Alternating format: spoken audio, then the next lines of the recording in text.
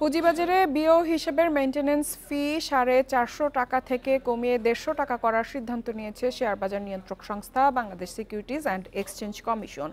মঙ্গলবার বিএসইসির কমিশন সভায় এই সিদ্ধান্ত নেওয়া হয়। বিএসইসির কর্মকর্তারা জানান, সভায় ফি কমানোর পাশাপাশি এ নিয়ে আইনি প্রক্রিয়া শুরু করারও সিদ্ধান্ত নেওয়া হয়।